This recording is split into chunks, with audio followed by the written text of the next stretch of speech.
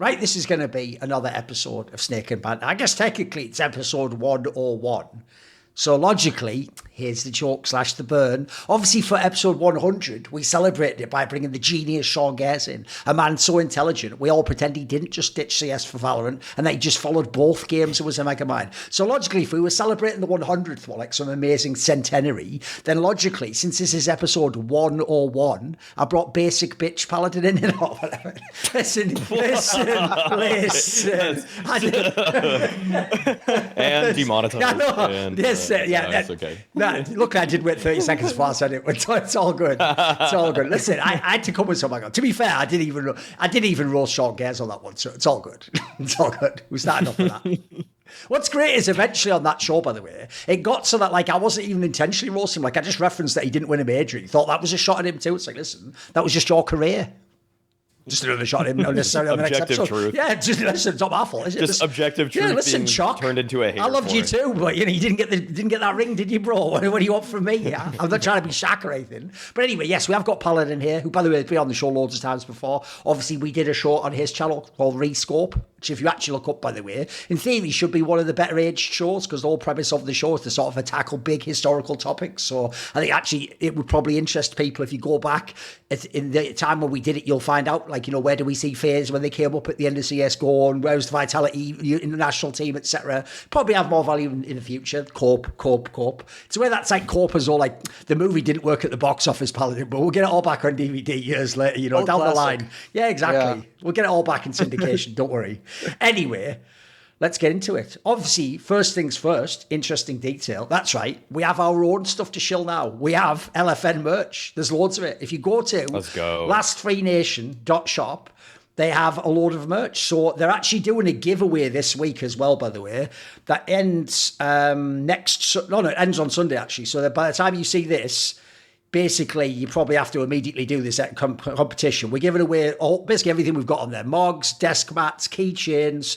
To be eligible for the giveaway, join the Last Free Nation Discord server. It'll be in the description below. And just leave a comment. There's a channel called Merch Giveaway Channel. Leave a comment in there before 11:59 a.m. Pacific time on Sunday, which will be tomorrow at the time of recording here. Apparently, Last Free Nation will announce multiple winners throughout next week, so stay tuned to the Counter-Strike channel and the Culture channel and their social media pages to find out who the official winner is. Links for everything is obviously in the box below, and obviously you can also just buy some stuff from there. That's cool as well. You don't have to just get it for free. Thank you to everyone who does. We're obviously trying to build up the merch side. Also, by the way, just as a random detail so everyone can laugh at me, do you want to know what's really disturbing, right? Because a lot of people won't know this, but technically Flashpoint was sort of like me and Monty's project. And maybe a lot of people don't know in CS, like Monty from League of Legends was involved with that. He was actually the commissioner at one point in time. And even though I haven't done anything with Flashpoint for literally something like 4 years now, if I ever try to look up that merch website, I don't go and type in lastfreenation.shop. I've typed in flashpoint.shop about 50 times. And then I realised, like, one, that's a really awkward Freudian slip, really, isn't it? And then two, there is no Flashpoint shop. Like, you know what I mean? I don't even know what sad world is that? Is that just like, is there a part of me just never gave up dreaming that Flashpoint would succeed as well? By the way, I also did pick the perfect time to get the fuck out, because if you remember, the one season I didn't do was the one where it was that insane, like, anonymous device drama with, like, all the packet loss and all that shit, where it was like insane. And I was just sat on the sidelines eating popcorn, doing the let them fight meme, wasn't I? I didn't care. Good shit. Also, the joke back then was we all thought, wow, this washed up Snax guy, he'll never be relevant in CS again. And what do you know? A couple of Blast titles later, here he is again. He's back. He was even in the fucking semis of a major, for fuck's sake. What do you want? What do you want? Anyway, it's I want more. Yeah, true, you do. True. I do want more. Let's get started. So, Paladin, what good thing in CS at the moment has caught your attention? Yeah, I think we've celebrated a lot of different orgs over the years for kind of staying relevant in Counter-Strike. I think about ENCE and what they were able to do. Obviously not as relevant anymore as far as last year went. But I want to talk about Heroic and how since around 2020, 2021, I mean, they've been making shrewd moves after shrewd moves. And sometimes they've had to make these moves just off of the route of making money off of some of these players and being able to pivot very quickly. I mean, I think about how they blew up the Danish roster. They still managed to get Kixan. They got Nertz. Saw was a huge pickup for them. And I think eventually that led to them getting at least enough sway to get Senpais onto the roster eventually down the road because of Saw. Obviously moving over to G2 now, but as you could see throughout the Austin Major, Senpais was way too good a player to be on that roster to begin with. But before he joined that team, I mean, it felt like he had a bad PR to him. It felt like teams that could have definitely done a lot with him did not go towards him. But Heroic had that eye. And even now, I think they, even after losing Senpais and Saw, they've done a really good job of who they've scouted out to replace them. I think Tobiz has had a lot of good eyes for solid talent spotting. This is the new coach, Krizen. Yeah, this is their new coach, Tobiz, who was the Mouse NXT coach previously. He played or scouted, I'd say, Krizen, Yimfat, Syrah, nice. who went on to TSM, PR, who's now in Gamer Legion, Natu, who was on ENCE for a little bit, or I think still is. And that, to me, showcases a guy that is perfect for that Heroic mold of flipping young players and profiting off of them and still overachieving with the players that they have. And now you get actually Grix as well, who I think is one of the better young op talents that you have right now. And you still retain Tanir and Nilo for another season, and I think that bodes really well for this team. I think they're still very much going to be relevant moving forward, even without Senpais and Saw. And that I have to eventually just commend this organization for just finding a way to stay relevant. I can't find too much fault in Heroic besides the fact that their social media game is kind of all over the place, but that's just their bit, isn't it? They're just committing to that one. So beyond that, I feel like the point's pretty good in that it actually, you're pointing out the fact that they, I mean, it's hard to even find a downturn for them. Like their periods of just transition have been fairly smooth in terms of this roster and how it was pretty competitive. I feel like a lot of people had them advancing through practically every single stage of the major as they were attempting that. So they were the favorites in a lot of those kinds of moments. The fact that I don't know if it was like a huge gamble necessarily, but picking up the Sangal core too and making that work as effectively as they did when it was a roster that actually failed the previous RMR and just said, saw that more as an unlikely outcome. And then the regressing to the mean was them actually just becoming a pretty stable top 15 team in the world. That was a good move by them as well. And on the Grix point, I just feel like I'm now of the opinion that if there is a tier 2 opper that is just cleaning up, I'd probably look to replacing some kind of legacy, the vintage oppers, the guys that if they're just kind of meddling, say like, I'll just give a really, front of the mind example is Brokey. If there's like a Brokey that's just kind of treading water, why not just take a chance on somebody like a Grix if you're a team like FaZe or maybe, I guess Heroic would be the example here, but this was more out of necessity that they got him on board. And even if there are certain aspects to the game that to me feel a little bit less impressive, like when in the limited amount that I have watched Grix, I was kind of like, it felt a little bit more re-peaky, a little bit more like online than I would have necessarily wanted for a guy that's transitioning to tier 1. But I mean, I think if you actually understand the mechanics of CS2 well enough, you kind of should be doing that a little bit more anyways. So I'm pretty hopeful to see what he's able to accomplish. But the only weird thing about it is the Nilo transition is going to be... I still am not entirely certain of what happened with the whole, like, him being on the bench, but then they didn't really give strong details about it. The rumors circulating around him is that he was kind of a head case, and he had a hard time working with everybody that was on the initial team, so they didn't want to play with him, or he didn't want to play with them, one or the other. But now that he's on the roster, I do know that he's unbridled talent. So I'm really curious about what they're going to be accomplishing in this upcoming season. But it wouldn't surprise me if there's a bit of a lag in when they catch up to the form that they had towards the tail end of last season. I'm gonna. Go on, keep going. Yeah, I think the other big thing that people have been talking about for Nilo is the role transition of a guy that when he was on Metasport had these role clashes for or had all the roles to him, basically playing in those star positions, and now on Heroic he definitely has that overlap with Tenier, but I think the in-server issues for me, I don't really have any concerns for, considering that when he was on different iterations of Metasport, they were giving him quite a variety of different roles to play in, that I have a high expectation that he's a good enough mechanical player to adapt to a lot of these circumstances, that I think he's willing enough to play certain roles to a higher level, that the in-server worries for me is not really an issue. But if you're mentioning these out-of-server issues, I think that's the big case for me, is that why he never played for them after he signed initially is just a big question mark. And yeah, I think that definitely makes sense to question it a little bit. I mean, as far as I know, wasn't the reason why he didn't play that they needed to have the 3 Sangal players initially for the VRS points? Well, it would have been for Tenier. That was what the position was going to be. So it would have been kind of separated from that Sangal core. So they had no excuse via VRS at that point. Okay. I mean, I do think that was the stupidest thing they did with that roster, is like essentially what was clearly going to be one of their best players just sat on the bench not playing. And then they said that stupid thing about how he would have a chance to like work his way into the lineup by never playing. I mean, I'll never understand what that PR is. It just seems like a weird lie to tell. I'm actually going to push back on this. I will agree initially in this sense. If you look at this company solely in terms of like, are they balancing their book well? Yeah, you know what? They're killing it. They're doing an awesome job. They've taken in millions and millions and millions and millions and millions of dollars.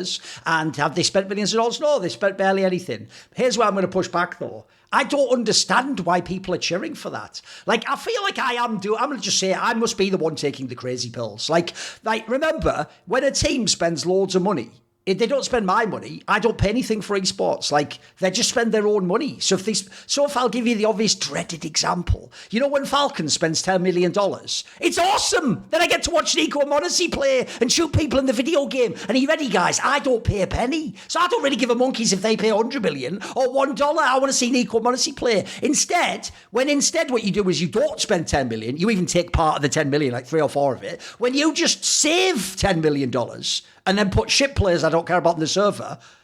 Again, I don't get to keep the money that you don't spend, but somehow I'm supposed to think that's awesome. Like, y'all are fucking whack. You're not even here to watch the game. Which would you rather watch? Tenier and Youngster play, but know that Heroic has millions of dollars in the bank, or know that Falcons doesn't have millions, they still do, but they get to have an equal modesty. I don't even know what you guys are judging at this point. What are you fans of? Are you fans of the Heroic checkbook? I don't get it, seriously. You don't even get to look in the account and see the numbers. Like, it's such a fucking weird angle that you're all loving. Because here's what I don't get.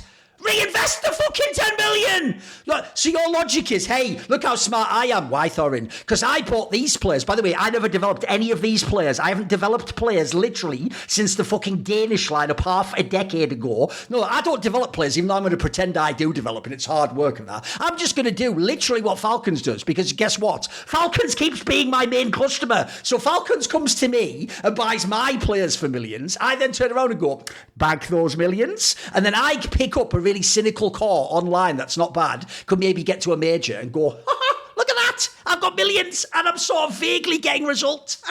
I don't get what you guys are getting out there. It's such a weird angle to me that's like a thrill to you, or you think it's fucking all. I think it's whack. I think it's whack as fuck. I think there's 2 ways you can succeed in esports. You can succeed financially, they're sort of doing that, and you can succeed in the game. You do realise every other good org tries to combine both. They try to do fairly well in business while getting as many results as they can in the server. As far as I can tell, you guys have got them, min-max. They've got max-min over at Heroic. Let's max out the money we're making and minimise the results we're getting in the server. Well, you know what? You fucking killed that. I don't get it, boys. And I'll just throw this out there. You are aware they're not even this like development org you all pretend they are. Remember, they tried to get that roster that was Falcons. The difference is they would have just had nerds because they don't have some weird anti-Israeli agenda. Like, they would have literally just had that Ents roster. It was a real thing that was on paper. They could have gone whole kit and caboodle, the entire 5 players to that squad. Obviously, Saw wanted his boys, etc. By the way, I think if anything, that's actually the other part I'll just throw out there. Here's also why I'm not actually as big a fan of this move as people think.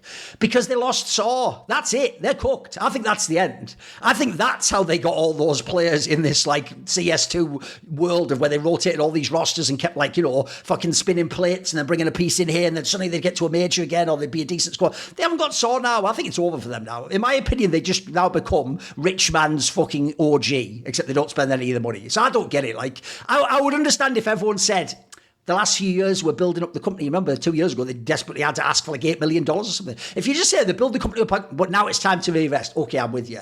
But I don't get what I don't get is, in terms of results, if I make you all draw teams now, you're not even taking this team top 15. So who gives a fuck how many millions they put in the bank? I don't get it. It's a weird angle to me. And by the way, they're not even like some massive multi-game org. I don't even know other games they're relevant in. Like, it's not like they're using the money elsewhere for other rosters, so whatever. I guess, pretty sweet, I'll give you this. They've certainly done a very good job not losing money. I just don't really get the angle on like what's good about the roster. I'm also not that hyped about this roster. This one just looks all right. By the way, this actually just looks like an OG roster.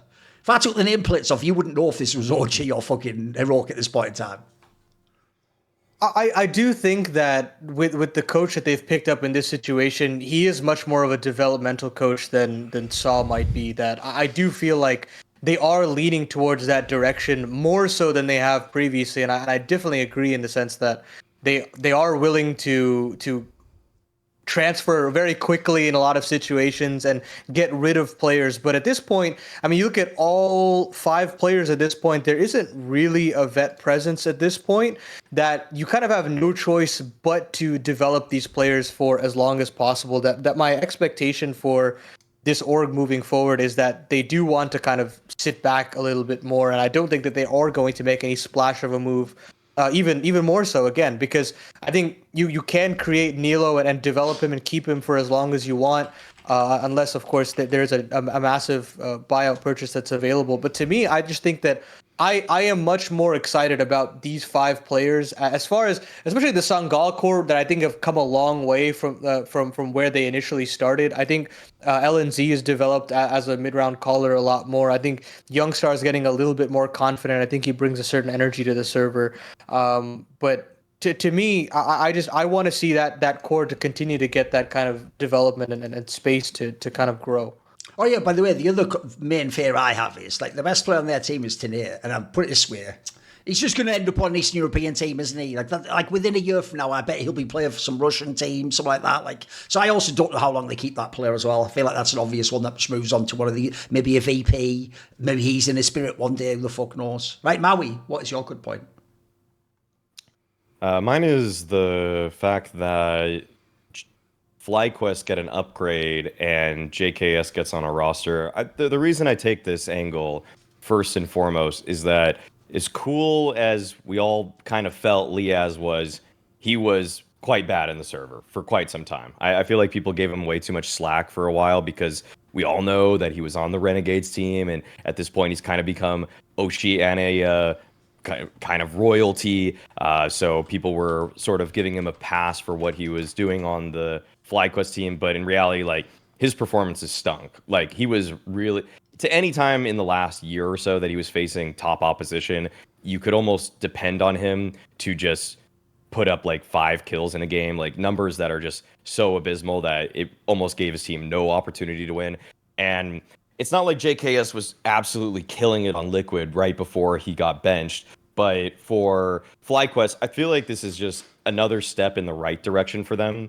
And FlyQuest as a whole, I don't think we got that many blockbuster moves of this offseason, but if I see one on paper upgrade, this is probably one of the clearest for me. So for them to snag this, it shows that FlyQuest is actually willing to spend money, as they had to get JKS out of Liquid, and that they also, I mean, they've taken some kind of interesting risks lately. The fact that they actually went to benching Dexter and then putting Ints as the in-game leader because it would be a firepower upgrade, getting Nedic in Dexter's stead, and then also just kind of going for it. And actually, it keeps the identity of the team by keeping it Australian. They're not just upgrading by getting new European players. But for me now, this just kind of puts Vexite on the hot seat. I feel like of anybody on this roster, like, he's had, like, I mean, I'll see some games where he's playing European teams and you can see like, okay, this is some potential here and there.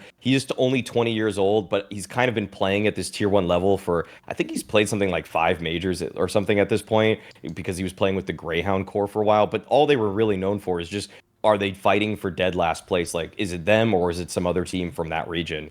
But yeah, all in all, I think that in an offseason that's been mild and underwhelming, this is to me one of the ones where it's like, okay, cool, I'll actually be a little bit more invested and interested watching FlyQuest in the upcoming season. Yeah, I like this FlyQuest team just from an organizational standpoint. I do like how they've gone about things. They're, as you said, very willing to spend money, and getting Regali was a risk, and it's clearly paid off. He's like the backbone of this team at this point. Gels very well with the Australian core, and that's a cool guy to keep on your roster's books.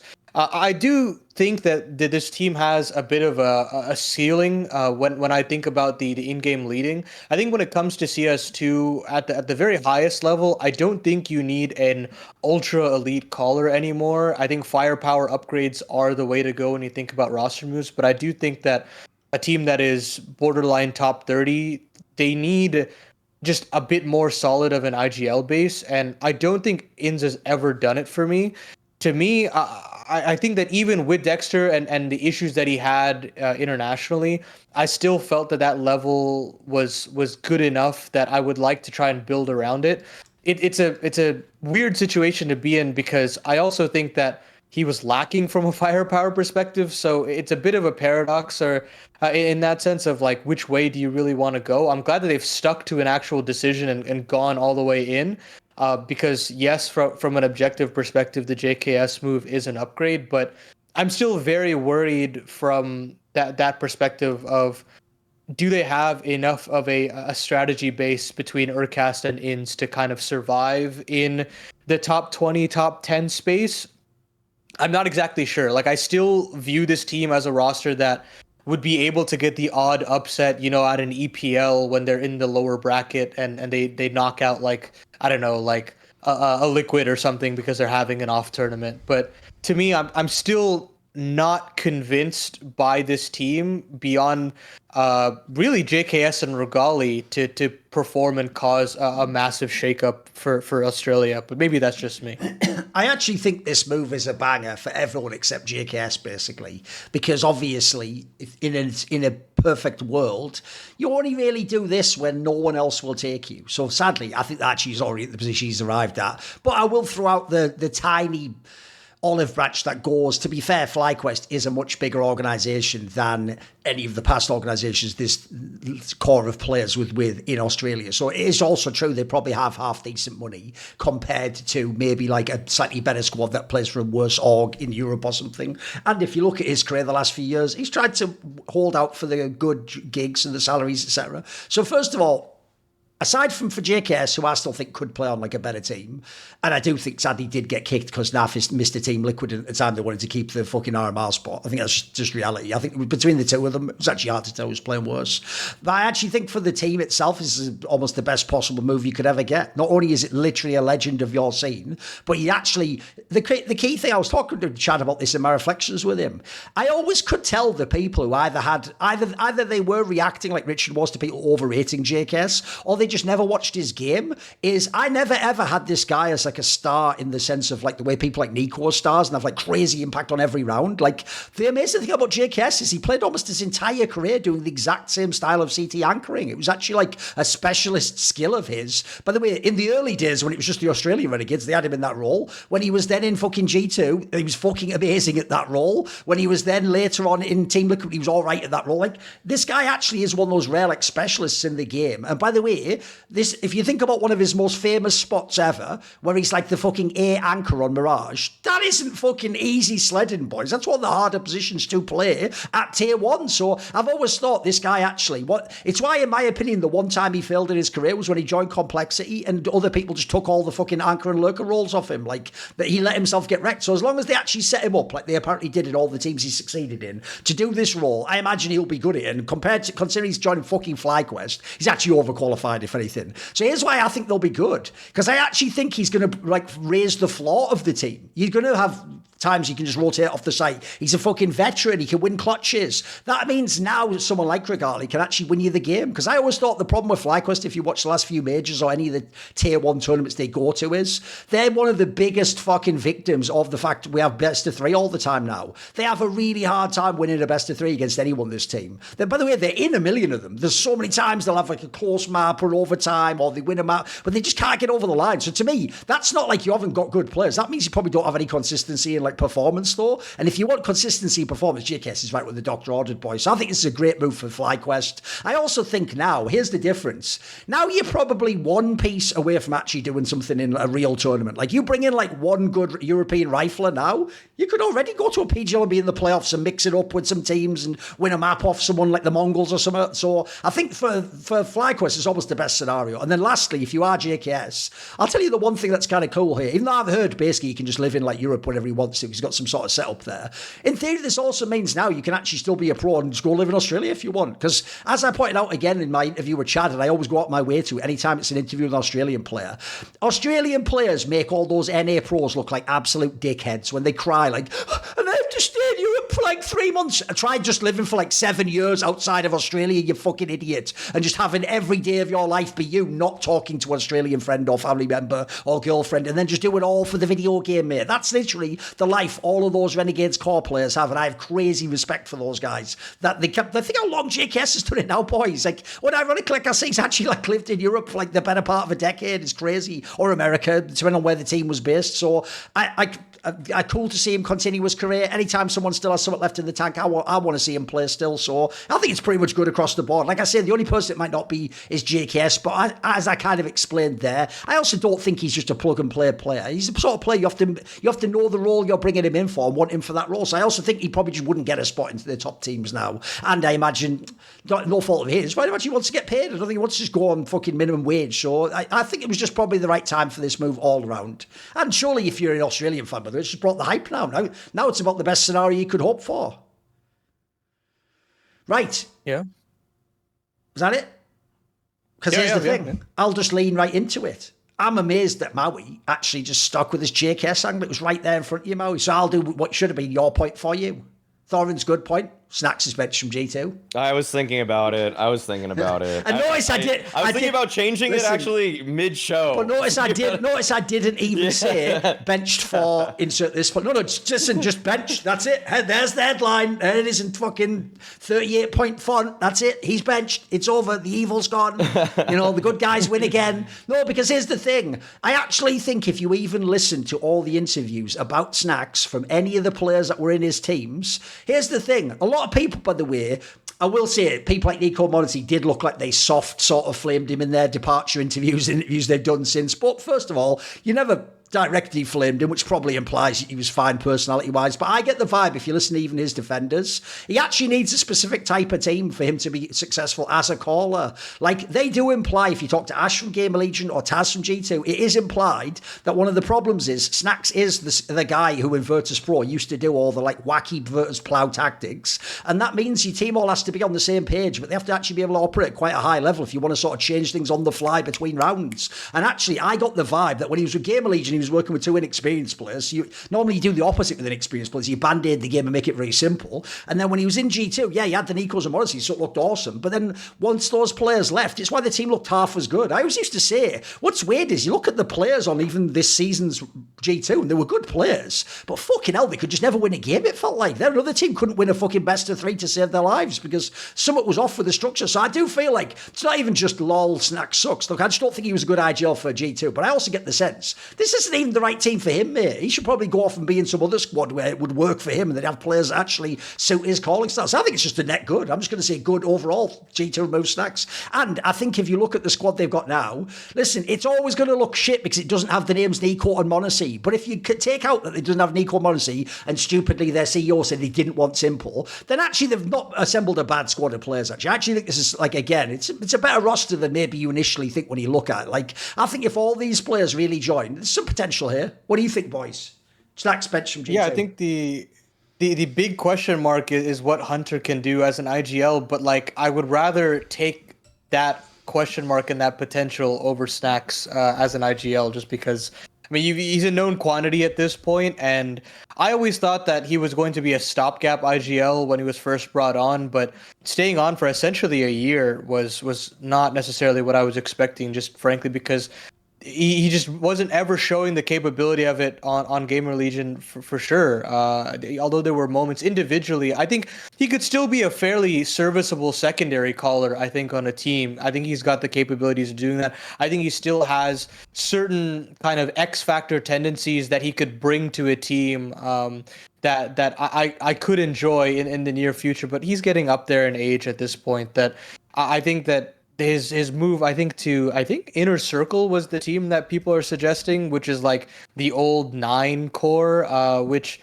could be kind of fun in the near future. I think that is somewhere where you might get a little bit more buy-in. You have your own nationality of a roster, so you have a little bit more buy-in from them as well. So that could be interesting down the road. But I think for the G2 angle, retaining Malbs is huge, and I just hope that he has a little bit more of a core that he can shine as much as possible. It was very unfortunate to see his downturn once Nico and Mondesi left, and now you see that there's this insane amount of pressure on this guy to perform, and I don't think that he's kind of buckled under that pressure, and he's not actually found himself for quite a while. Hopefully, with a little bit more stability, I think Matties is the player that is rumored around him. Maybe that could provide a little bit more stability for him, but I think that Hunter's got a lot on his plate to make sure that this guy is comfortable, because he obviously has the potential, but harnessing that consistency is, I think, the biggest thing. And Heavy God is still a very serviceable anchor. He's not obviously lived up to the potential that I saw from him on OG, but I think, again, he's still got that potential to kind of showcase himself. So a lot for Hunter to do, but again, I would rather take that potential of a guy that has previously secondary called over someone that clearly just wasn't cut out to be an IGL with the number of pieces that he was given. All right, let me just keep the record straight. I was the first on Hot Take Point Made anti-Snax narrative driver, where I said that Taz should be fired for simply suggesting or accepting Snax. So you also technically started the so X should be fired meta. You also pioneered that. Yeah, I was trying to get. I was so against everything here, and people. I think people were like, "Oh, just give him a chance. Like, watch it." But it's like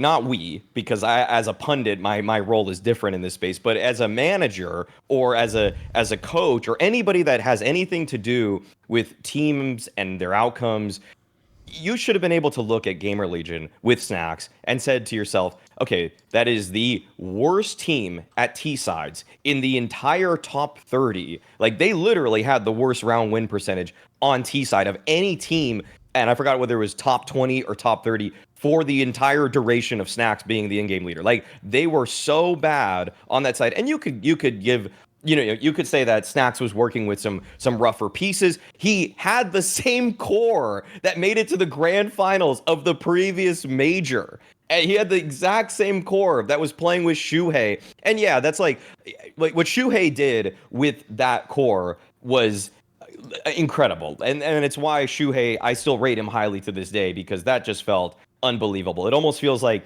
Alexi early ENCE days with what Shuhei did with that Gamer Legion core. It's just like he took practically nobodies, and most of those guys are still nobodies. The only guy that's still playing at a decent level is Ima, and he got them to the grand finals, and Snax couldn't even get them to qualify for the next major. Okay, so beyond that, so Snax had decent stats, and a few people, Richard is one of them, Richard was 100% one of them, who were saying, like, at least he's a better fragger than Hooksy. Okay, Snax had every good position you could possibly want as a rifle. He played the A rifle on Overpass, okay? Like, he was playing the best spots you could play on almost every single map. Which, by the way, is part of probably how we got in the team, because Overpass was in the pool at the time, and they used to play all the time in Gamer Legion. Yeah, exactly. So all of these aspects made it look like maybe Snax was a little bit better. And reminder, when Snax was on Gamer Legion, they only qualified to that major because 9Pandas didn't get visas. Okay, like, that's the only reason they made it to that major in general. So he didn't even qualify to a major with a core that was just at the grand finals of the previous major. albeit a different game. Yes, it was the CSGO to CS2 transition at that time, but I was so against it. And so for Snax to be gone now, I'm glad, because I think a team or an organization of G2 stature should be looking and setting their sights higher than somebody like Snax, who may gain you some fans. Like, the Polish fandom has never been stronger for G2 than it's probably been for any team I've seen since Virtus Pro. But at the same time, I don't really see Snax being an in-game leader that's going to get you to the highest of highs, which is what an org like G2 should be aspiring to.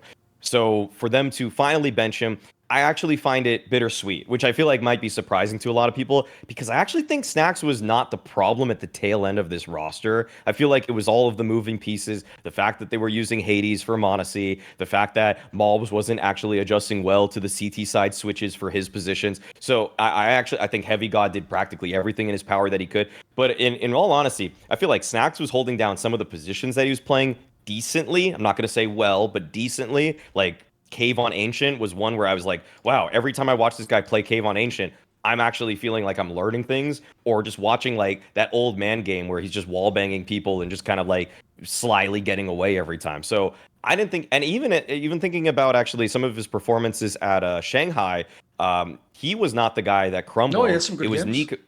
Yeah, Nico had his problems again at Shanghai, and then it was Snax like out-fragged him or out-rating him in a couple big games. So that's I mean, I thought Snax actually started holding up his end of the bargain towards the tail end, and I almost feel like this move sort of lags the perception of like versus the reality. Like Snax was, to me, not an asset to the team for the first 9 months that he was on G2, but towards the last 6, I actually didn't feel like he was doing all that bad of a job, if I'm being completely honest. So this is and now that you're going into the dark with Hunter becoming the in-game leader, and I've heard some, the idea of Hunter becoming the G2 IGL has been flirted with for some time now, and he never really pulled the trigger. I don't know what changed here, or if really at this point he's just been forced into the role. And I just never really think if you're forced into the IGL role, as opposed to willingly jumping into it head first. Like, I need to hear some convincing interviews really quickly out of the G2 camp for me to build any confidence in Hunter being the in-game leader, because it's a tough role if you're just gonna like dip one foot in. And if that's what we're getting, if we're getting Hunter dipping his toes into the in-game leader role, not actually swinging the door wide open and jumping through and actually fully embracing it, then I'm not really sold on this G2 project moving forward. So that's why it's all a little bit bittersweet. But I mean, I didn't think Snax was going to be in-game leading a championship caliber team, but for my money, tomorrow, who would I want as my IGL if I want to do better in a tournament? I'd actually probably take Snax over Hunter, but that's not something I would have said for the first 9 months or 6 months of Snax being on the roster. By the way, enough time has passed. I'll basically just say it like this, but I'll do that clever thing where it sounds like I'm just saying a rumour, and therefore you can't... How certain is it? Or maybe it's just something he heard. So, put it this way, here's what I heard last year about G2.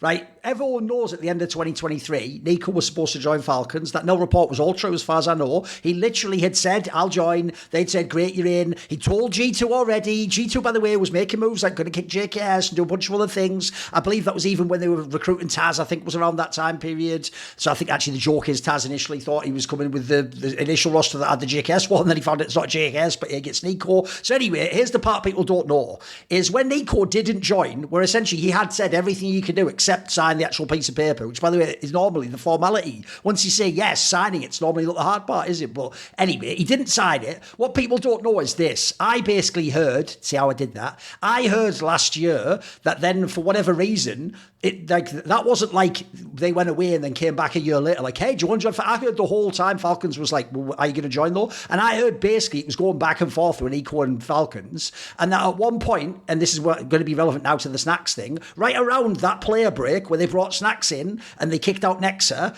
and brought in Malbs, that was exactly the time period I heard where basically, listen, let's just say I heard Nico already had signed with Falcons.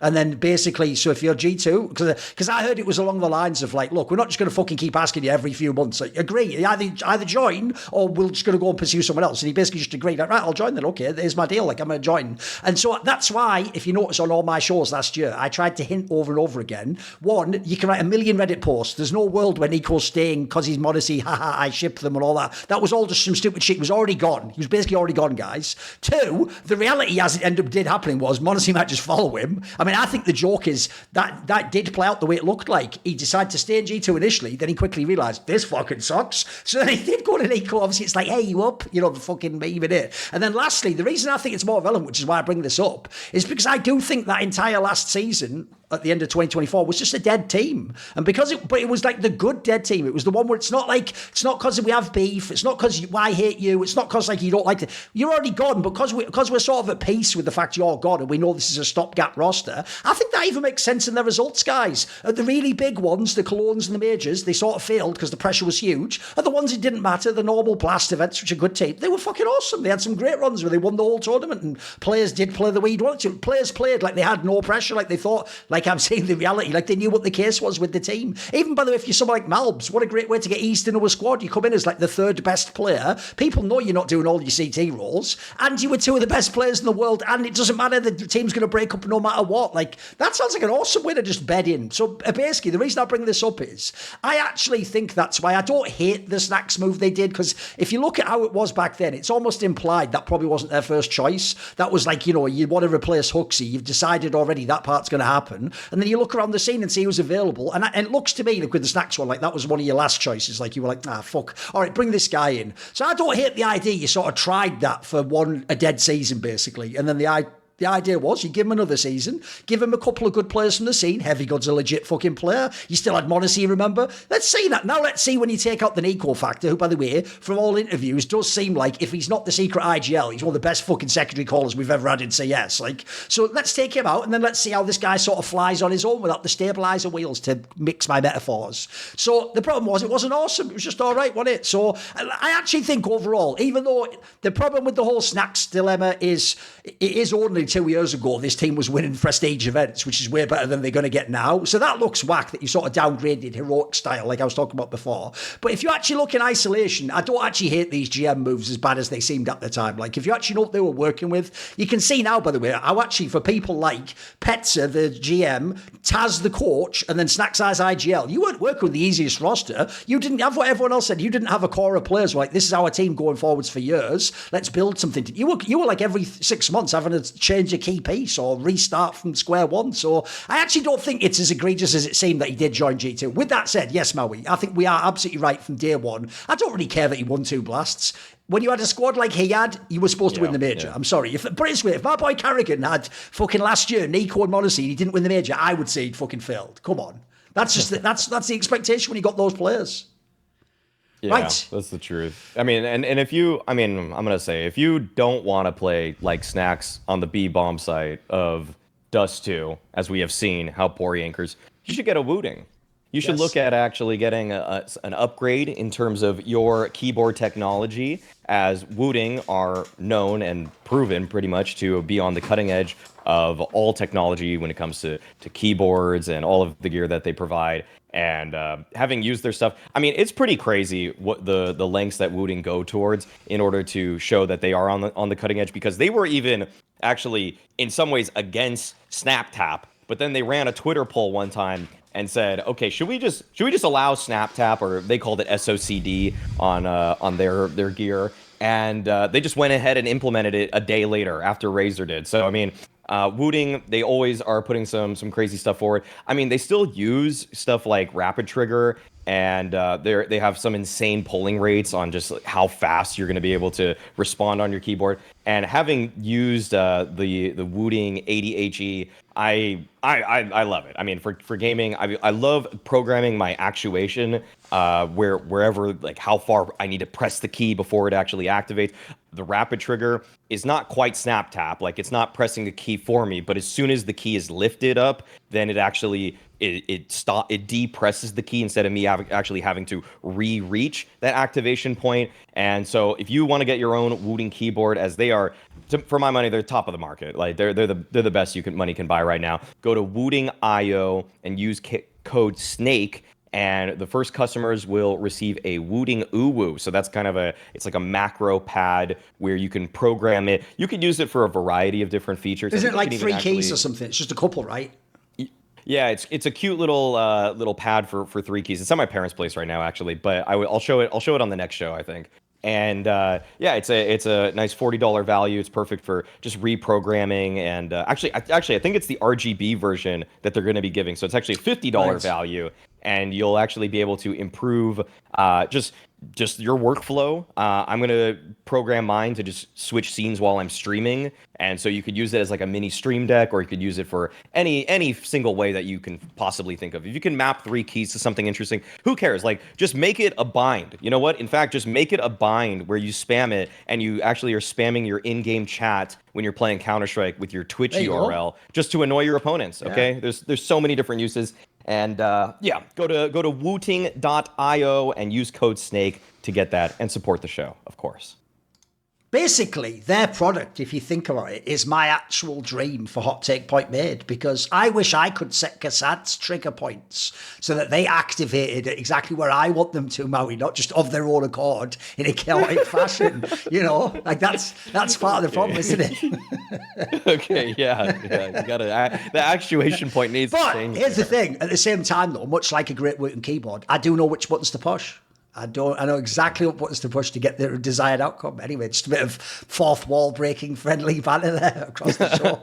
Anyway, let's go to the bad points now. Paladin, what is bad at the moment in CS/esports? So the last time I came on the show, I was tepidly excited about North America and the moves. Why'd you do that though? Wait a minute. How many years ago was this Jumanji meme? Was this last year? Yeah. Last year you came on, yeah? Yeah, I think last year. Okay. Yeah. And you know they managed to achieve some decent results at Shanghai as a whole, which made me like again tepidly excited about this this region, but. I think what has really pushed my buttons is how after a just catastrophic major at Austin from this region, the decisions that I think every team that was at this major, I'm like distinctly disappointed in just what the region's decisions are, where the region is headed, a lot of different things. I mean, I'll go down the list here. NRG decide to bench OC and bench transfer Hexed, and add in a guy that is known to be a land dodger in Zodic. Oh, wow. Okay. And added in Carson, who has his own boatload of issues as a player that has broken up multiple rosters prior to this. You look at Wildcard, this is the one that everyone's talking about. Obviously, benching Stan is just ridiculous. Benching Fuzi, your best piece from a firepower perspective, absolutely ridiculous. And basically stranding one of, I think, the more exciting rifle pieces in Peeping now has to play with basically like nobody at this point. You look at Complexity, them staying the same feels a little unruly. I think that a change must have happened at some point for that team, but they're running that back. M80 doing the side grade thing with Rec and Hex. Basically, the point that I'm trying to drive home here is that we not only don't have any exciting pieces, the ones that we do have, we're not actually utilizing. And for that, I feel like we're in just such a terrible limbo state that I'm not really excited about any of these teams. In fact, I'm just preying on their downfall. So maybe even though technically make an extra move at some point. I understand, like we don't yet know is Team Liquid even just going to be fully European one day on this all those Iron March. What do you think about Liquid though? You didn't reference them. They're going to keep the same roster that was announced. Yeah. I think Liquid is the one team that as time goes on, North America continues to distance themselves from as a fan base, because I don't think that they're really at its core has a North American like base to it anymore. I think people have discarded the concept that, you know, Shuhei is now on this team. You still have Ultimate on this team, and Naf and Twist Twist especially has kind of been in that European sphere for quite some time, that I honestly cannot tell you the number of people that don't really associate themselves with Liquid anymore because of that. And for me, I am also very disappointed that they've kept Naf on this team. I think that obviously he's had his moments in the sun, but it really does rub me the wrong way that you didn't really look at the American base of any potential American anchors that you could potentially pick up.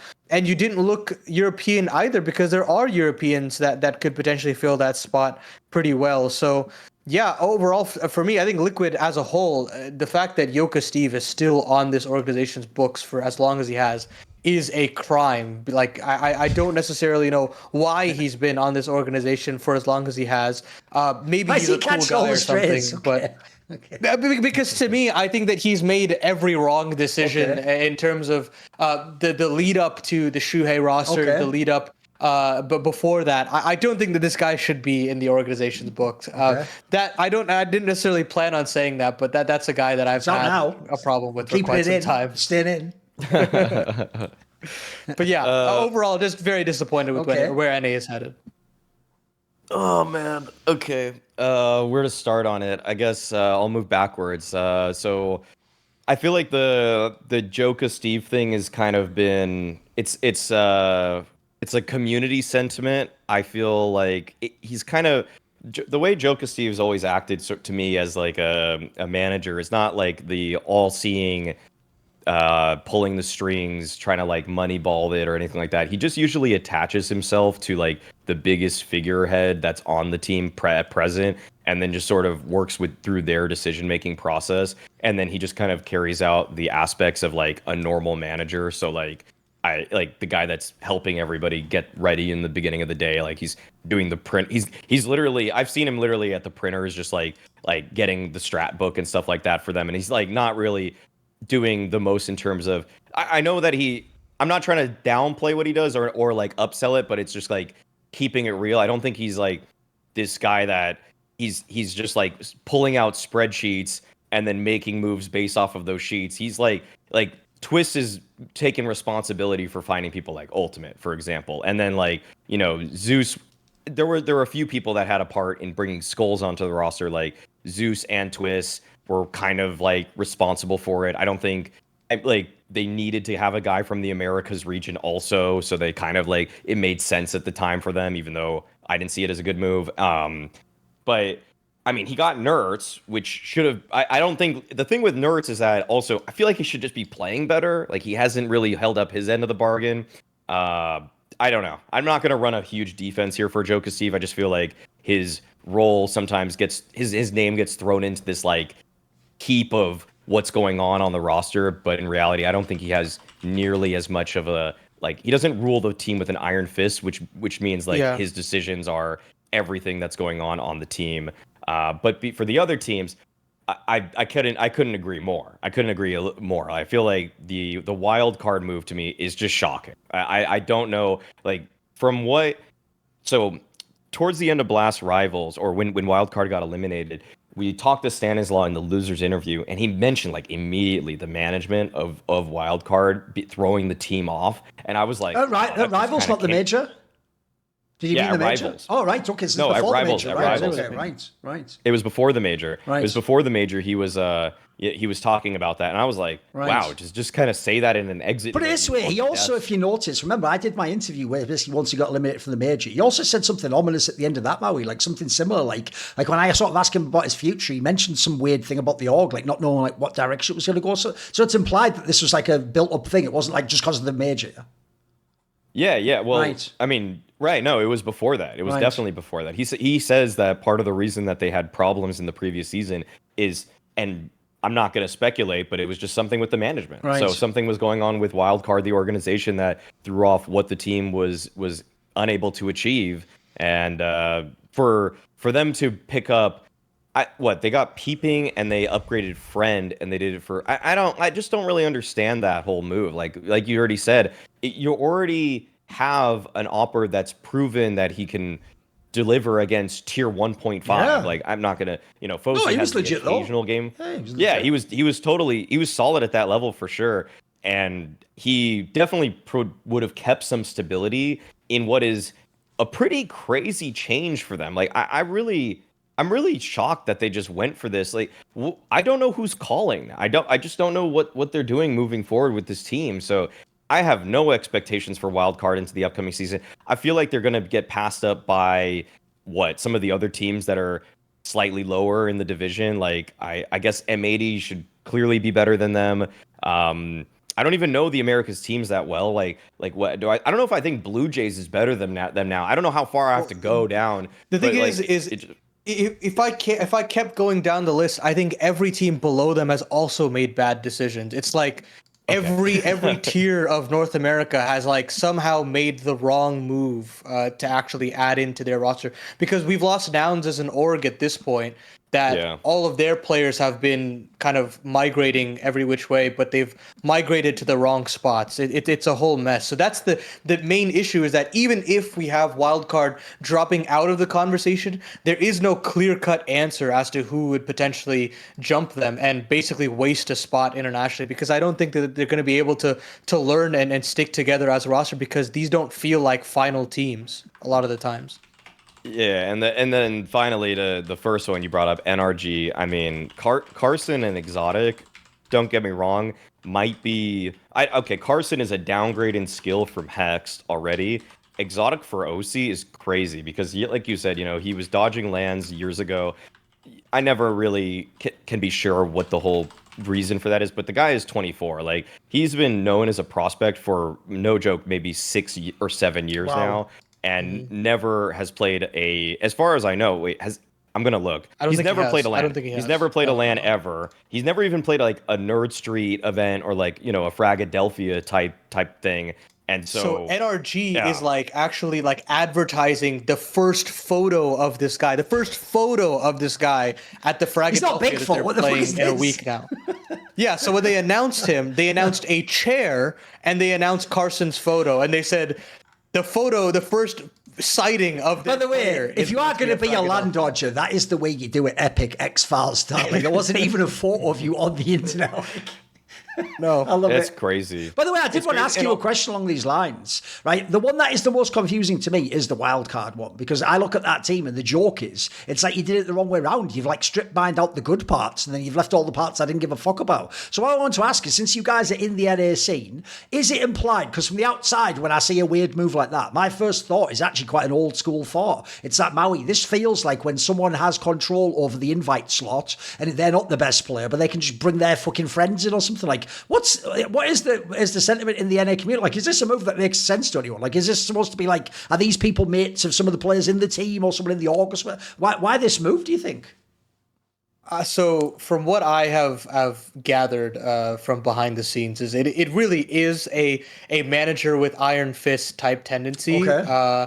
And he kind of is that guy that will make moves on a whim, will always be scouting to potentially change the team at some point, and those kinds of sentiments really bubbled up and blew up in everybody's face at this point. And these are the ramifications that come with that kind of sentiment. And I think more will come out as time goes on, but for right now, it definitely seems as though the management has essentially imploded this team on their own regard and have no idea where to move forward after said implosion. Like, they had rumors about Brazilian talent that they were going to potentially go towards, and these were like real bottom of the barrel, like free agents that have not been in the conversation for quite some time. So they genuinely had no idea where they wanted to go after the benching had happened, and I think it's purely like just a management mishap here that'll cost them.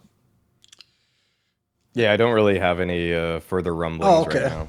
I'm sure people will hit my DMs to. What I hate about this move is that, just in general, is none of these squads look that good on paper. Also, there's no talent pipeline to NA. Like, by the way, why does NA not get the Mulladoys of the world? Who the fucking was that guy 1 second before he joined Fury? How are players like that out there available for like not much money, it looks like, and then they never get to an NA squad? Like, the joke is, you guys have become FlyQuest. You're like preying on a fucking regali. Like, the joke is, Halser can actually too good for your region at this point in time. That's how fucking whack it's become. So I don't get it, because first of all, as noted, when you guys reeled off the names, bro, there's about 4 or 5 teams in NA, but there isn't one really good squad. Like, can we just consolidate some of the fucking talent and actually put people with like good roles together? And then lastly, I'll just put it out this way. The most obvious move I would make if I'm an NA org, of one that actually has real history, like complexity, maybe you can add, I don't know what wildcard situations, but they're in majors. If I'm one like the orgs that has actual real aspirations, I think the number one thing you can do at the moment is get a European coach who has good connections to the talent scene in tier 2 and tier 3. That feels like, because look, no one's spending big in NA and no one's getting the big name players anyway. So at this point in time, you have to get the Molodoys of the world before they become known players. So I would just get one of those coaches and have that person mix it up, because you're clearly going to have to do a cynical 3 NA 2 European or whatever, but it could work. The problem at the moment is all the squads have just been kind of whatever, haven't they? There's been like 2 players you care about, 1 that you might care about, and 2 you don't give a fuck about. So that's the biggest problem. Again, because I'm an outsider, I don't have to give a fuck. It just doesn't work for me. I mean, the other angle in the future is, but this is bad for the region, is, in a year from now, you might be able to get a Liege again and maybe fucking Nafsaville. You know what I mean? You might be able to make some old squad, but that's not really going to help the whole region. It's just going to be one good team in it. It's whatever then. Speaking of people making questionable decisions with their money, don't do it. Make a good decision and instead get yourself a wonderful Ridge wallet like this one here, because it's actually very small, nice and compact, can fit up to 12 cards. I don't know about you, Maui has the one with like, looks at, what's that, like carbon fiber or something? What is that? It looks like it's case hardened, but that's not the name of it. Sure, I forgot what it is. If there's some sort, I don't know what the names are, but like aluminium, titanium, all that jazz, carbon fiber. I just have the plain blue one, right? Back in the day when I used to sit down, because everyone knows I've got that mad fucking baby's arm grabbing a fucking apple, everyone knew it wasn't erectile dysfunction for me. They knew I was happy to see them, but actually I wasn't. That was a giant wallet in my pocket. Wallet. That was a wallet, actually. Turned out, actually, that was a wallet and some keys pointing out there. I was also happy to see them, just wasn't erect at the time, you know. Don't know about you, but I tried to just maintain a little bit of decorum, Paladin. It's just how I live my life, mate. Except when I'm doing ad reads for other people's brands, of course. But anyway, the point is, the wonderful Ridge wallet, if I'd have had that, then they could have sat down and gone, wow, you're not rock hard happy to see me, and your wallet's appropriately sized. Then I'd go, yes, I am a gentleman, very much in many ways, a modern day Mr. Darcy. Shout out Jane Austen. So anyway, you can also get the key case, which, by the way, can fit up to 6 keys. Doesn't jingle jangle like you're a fucking Dickensian fucking debt prison warden walking down the corridor and be like, please let me out for Christmas. I just got to see my family. Get in there, you fucking... You won't even hear that. You just sneak up on them and then throw them in debtor's prison. So the point is, they've got all fucking mega features.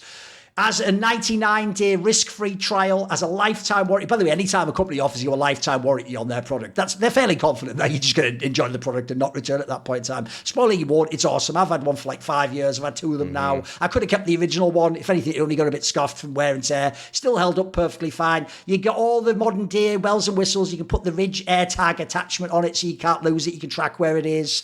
You've got the thing that blocks people using RFID technology to steal from you, like Mission Impossible or something like that. I don't know. That does happen apparently in the world. Anyway, the point is, for a limited time, our listeners can get 10% off at Ridge on their website using the code, it's on the screen, SNAKE. Easy to remember, SNAKE. At checkout, just head to ridge.com, use code SNAKE, and you're all set.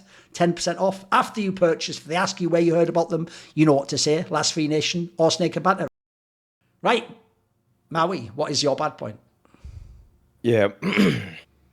Mine is that Spirit, already probably the hardest to like team in terms of personalities, has removed their one personality that I liked. Okay. Spirit removing magixx here.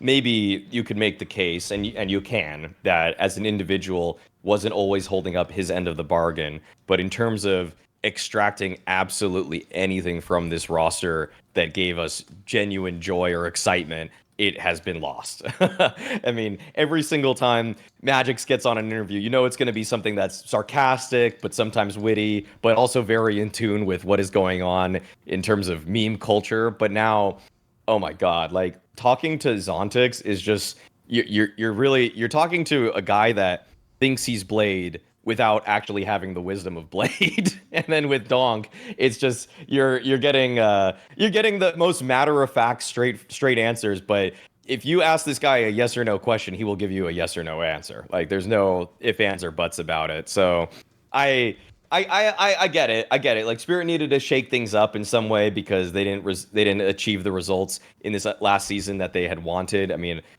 I funnily just coined it as the year of the dragon take, that they weren't going to win a real tier 1 tournament this year. But I also feel like losing magixx is gonna it puts pressure on everybody else in a weird way. And I feel like when you're actually on a team with Donk, this is like when you're magixx, like Donk did something for magixx where he helped magixx win the one major that magixx might ever win. Okay, I'm not even going to mince words about that. People are like, he always has the rest of his career. It's like there's not many opportunities to win a major, and you're not going to generally have a Hall of Fame player sitting next to you, and you are going to have your best series of your career all at once. Okay, so I don't really see magixx getting to the same heights necessarily, but that's kind of the double-edged sword of having Donk. You have this guy that can win you these tournaments, but it's also a guy that puts immense pressure on you. And if Donk never joined Spirit, it's almost like two things would have happened. One, magixx would have never won a major, but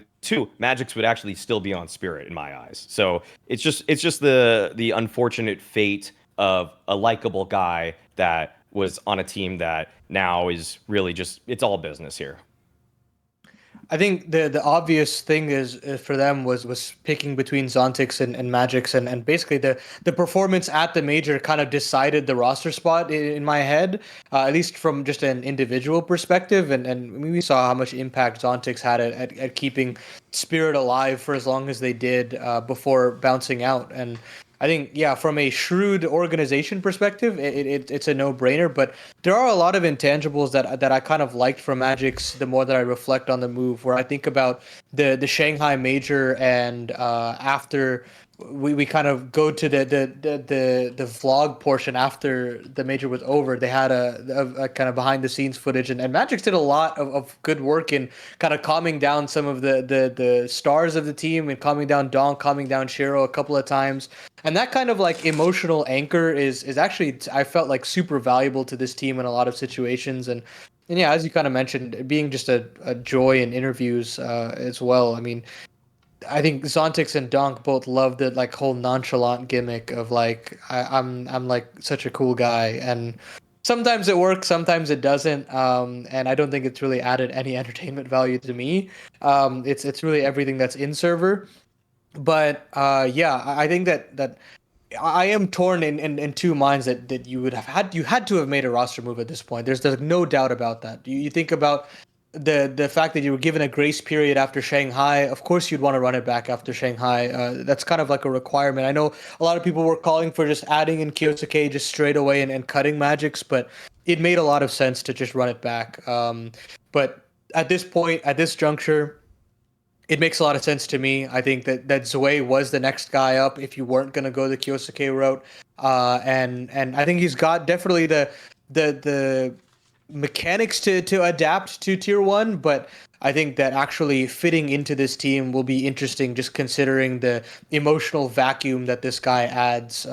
So how these 5 players will actually mesh personality wise will be very curious, because now more than ever Chopper has no secondary guy to look towards as the older guy to kind of walk these guys along. It's really got to be Shiro that's got to do it at this point, and I'm kind of worried because I don't necessarily see him as that emotional anchor the way magixx was moving forward. Right, obviously, Maui basically is doing this on like cultural impact scale, because the actual roster move is probably a good one. Like, as you're all pointing out at the end here, I mean, I made a point on one of these shows that's like, it's actually kind of, I think it was an ugly point I picked, where I said Spirit are the reigning major champions, but I don't know anyone who actually even pencils them in as a team that could win the major. Now, don't worry, because deeply damaged human beings won't like fix their own life. They just have to point out I'm wrong on a video game talk show. They all rush to tell me like, that's not true. I do think they can win the major. Well, then you're a fucking dickhead then. Congrats. Are you the GM of fucking Spirit or something, you moron? You never could have won the major. How did that work out? The joke is, Mouse literally were gagging like, gluck, 9,000 and bent over a table, and they still fucking beat you. Like, they could have done more for you at that point in time to try and give you that match. You still couldn't take it. So, spoiler, you never could have won that major. But you know what? That is one of the rare cases ever where he didn't just have a life game. Remember, they would have lost that major major with Donk having the record for the major rating. Like, that was like a life game beyond life games at Shanghai. That in a fucked up sense, even though I hate that way of thinking about business, it is humans at the end of the day. We're not robots. I do think you owed him another season after that. If he saves your ass at the fucking major like that and you win the motherfucking world championship in your first year with that roster, I think it's fine to say, you know what, look, we're not going to go crazy. You don't get to have like 4 years in the team like Olaf Meister Rain level shit. But you know what? You get one more season. Let's see if somehow miraculously you can be really good in this season. You weren't. That's fine. By the way, that's what you expected anyway. You know what his normal level was like. And yeah, here's the thing. Certainly, we might look down the line and go, maybe Zontix wasn't the movie you're supposed to make. Maybe actually Zontix is the one that gets to skate naff in Team Liquid style with that analogy I gave before of the JKS naff scenario. But I don't hate it. So the move itself is a good move. But I know what you mean by it's a bad move in terms of it has just killed all the like cultural impact / hype around this team. Because you're right. First of all, I even think Donk on his own is going to suffer now in terms of like personality. Because if anything, the vibe from magixx almost made you feel like, I don't think this is real, but I think it made you think, oh, that's the vibe in their team. It's just that the others, you know, aren't as eloquent. People like Donk aren't as good at speaking English, you know, so they can't transmit it. But, you know, magixx is the one that's hooked into the Western meme culture. So he's shown us, now they are all quite cool. I think actually the way around, Maui, I think he is funny and he is like HLT. I reckon the rest of them are just boring fuckers who just play CS. So the problem you're going to have now is Donk's out there just like, oh, I'm just going to get, oh, what's this? Fucking number 2 player of the year. Hey kid, you want this? You can have that. I'm going to win like 15 number ones. And all the people on the HLD, yeah, he will, you know. It's like, again, even though, like we were saying about winning majors, it's pretty hard to do. Pretty hard to win. I don't know if you know this. Guardian and Eco, pretty hard to win majors, actually. You don't just trip over and win them. So Donk already, I think that's whack. I don't even vibe with that. I know he's trying to be on some like fucking Kobe shit, but he hasn't pulled it off. He's more in the Jason Tatum camp rather than Kobe, if you get my reference. Then you've got fucking Zontix. You guys said it, but I'll go further. He's a replicant. He's not human. There's no way. He would fail every Turing test. He would be like, well, why would you have the turtle upside down? Just put it back around. Like, he doesn't know if he had breakfast this morning or not, Maui. He doesn't know fucking shit, Zontix. Like, this motherfucker would fail every Turing test. But I'll tell you what, if you want some really boring ass guy to just sit in a site and not make any movement and shoot 2 people in the body, there you go. That's the level of robotic precision we've got to at this point in time.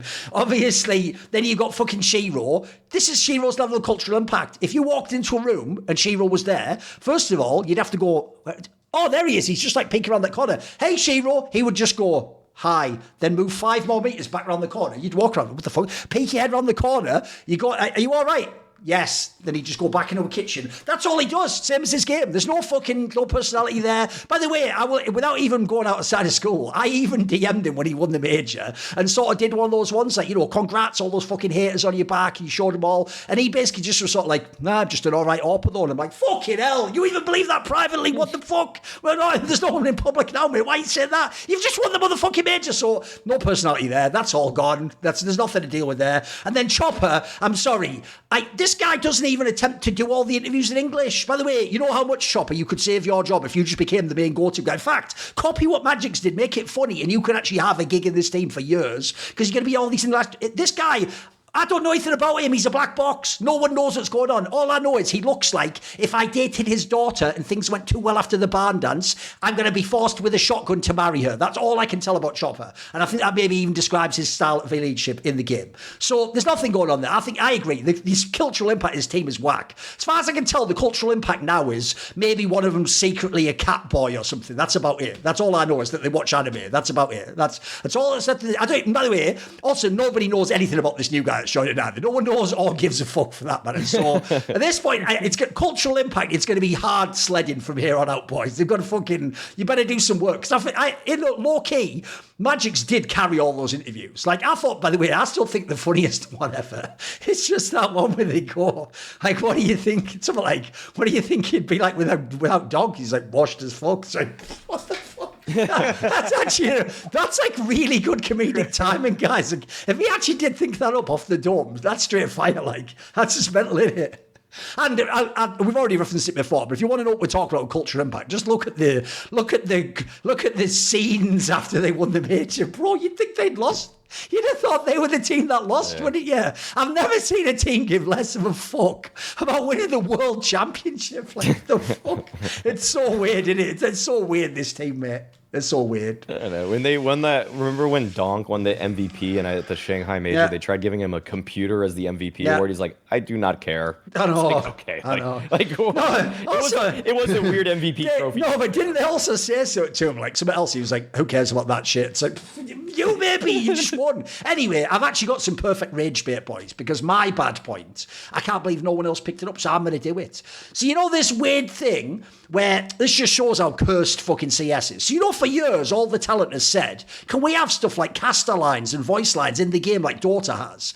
And in a fucked up way, they've implemented it in the worst way possible, which is, if people don't know, from this last Blast Major, Blast Austin, they've done this weird thing where you can get these highlights in the game, which include things like the caster call and some of the crowd mics and stuff. But what's bizarre is, and this is why I put it as bad boys, not ugly, is as far as I can tell, look, I haven't seen any of the officials, so I'm just going to have to speculate. I do think this looks like it was just curated using AI, and it is fucked up, and a load of it is just absolute nonsense slop. And so there are literally highlights that are just like someone missing a bullet and dying, or being shot in the side of the head, or like the moment before the real highlight, as though it was like done by some bad AI that didn't know where to trim the clip or whatever. And the reason I'm going to say it's bad is because, one, loads of these clips are just shit. Like, they're just something you get that of no value. But the reason it's even worse is it's brought all the NPCs out the woodwork. Because everyone keeps telling me this weird sophistry that goes, no, but Thorin, it's like skins. Because you have to see, some skins have to be like less value to make the other ones. No, that doesn't make sense, because this would be like if the skin didn't even fit the gun. This would be like if the skin was like half of the bottom of a handle of the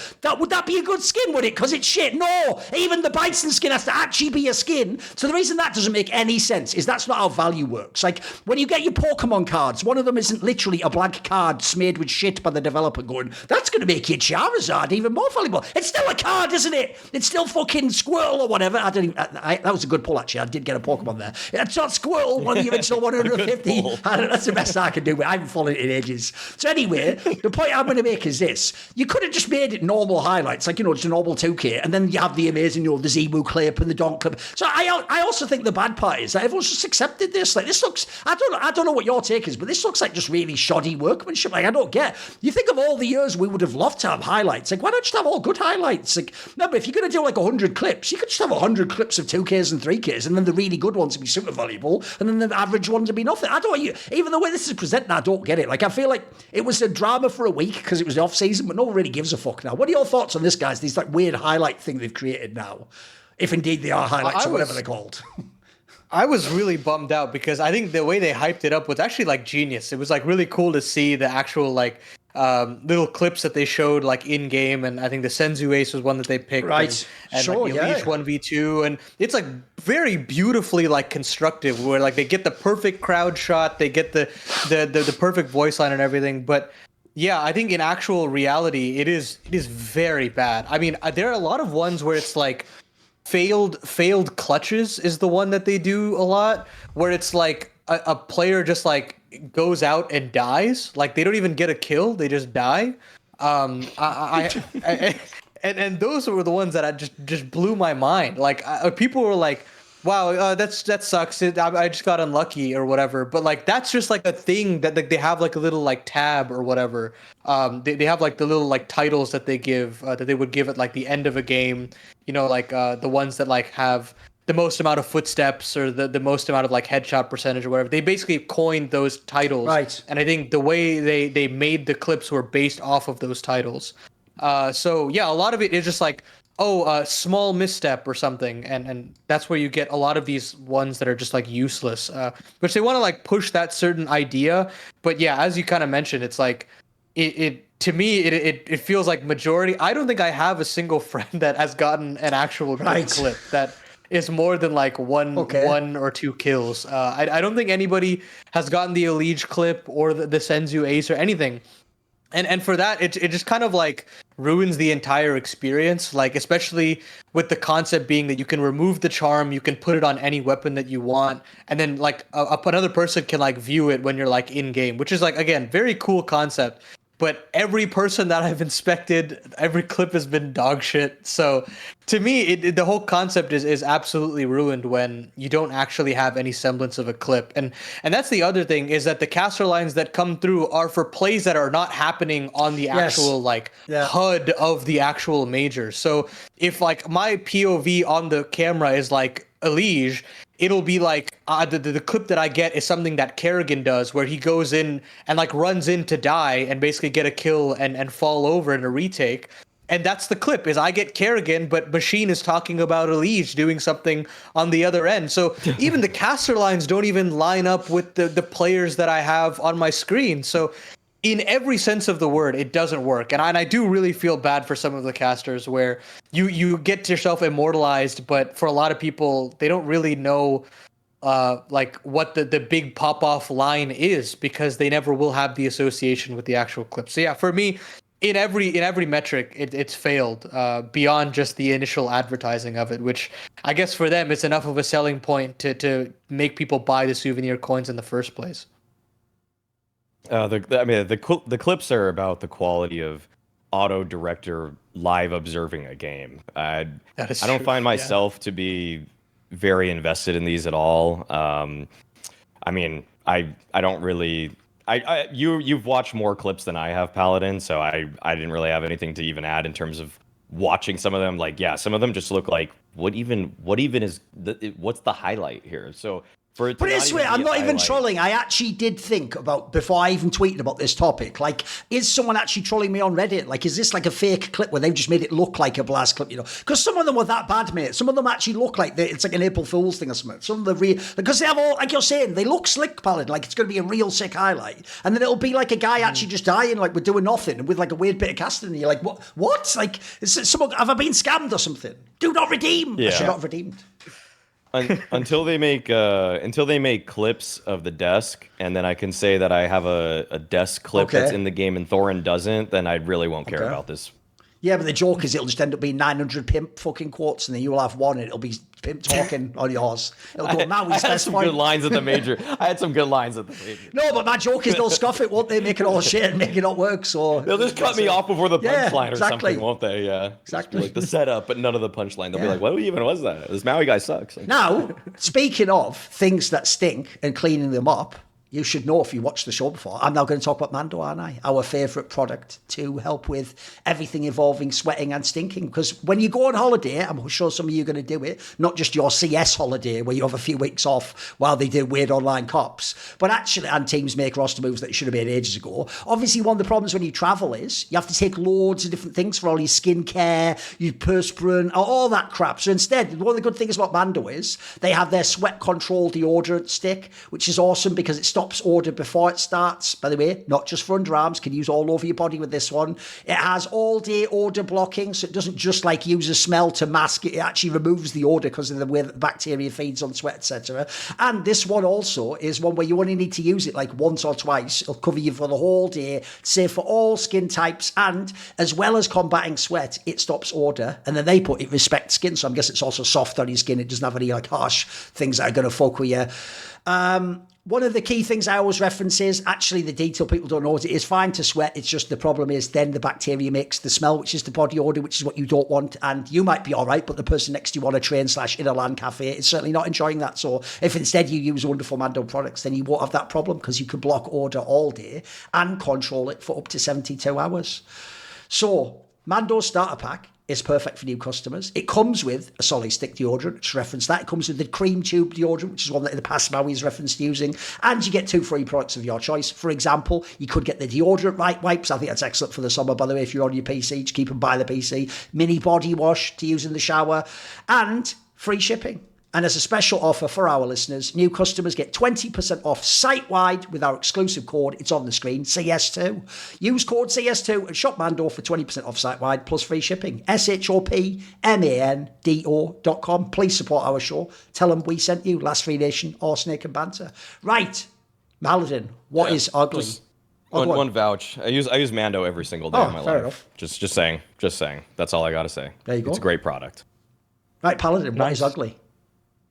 Well, I think the elephant in the room after this transfer season is that I felt pretty underwhelmed across the board. A lot of moves that I was seeing rumored as well.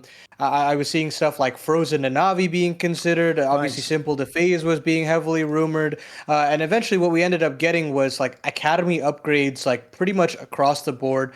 Honestly, I just consider Zway being added to Spirit also like a semi like academy-esque like move with a 17-year-old and what have you. And then like you've got these weird moves like Flamus being benched and now stuck in prison basically because of the contract that he signed, and adding Perfecto instead, which doesn't really make sense to me in just the context of like potential and what you already gotten out of a guy like Perfecto. And I think my ugly point here basically is that these modern contract structures have just completely ruined transfer seasons throughout. Like the exorbitant buyouts that we kind of had in South America being like the prevalent region where that was the issue, where we think about the infamous like 5-year contract that Kesar, Yuri, and Abel J. I don't know if any of you guys remember Abel J, but yeah, that guy stood on the bench and never played an official until like a loan in like 2019, and then he just retired. We didn't learn from that, and so instead we still have these like long contracts that lock up extremely talented players and basically make them miss their primes and fail to actually make those big signings. And now you're blocking kind of blockbuster deals as well because of some exorbitant contracts on the other end.